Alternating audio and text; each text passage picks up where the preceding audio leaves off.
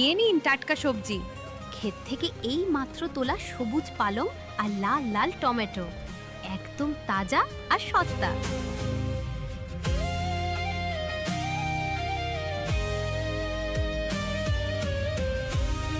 আরে জোয়া, আজ তো তোমার সবজি দেখে মনে হচ্ছে পুরো হাটে সবচেয়ে টাটকা সবজি এখানেই আছে।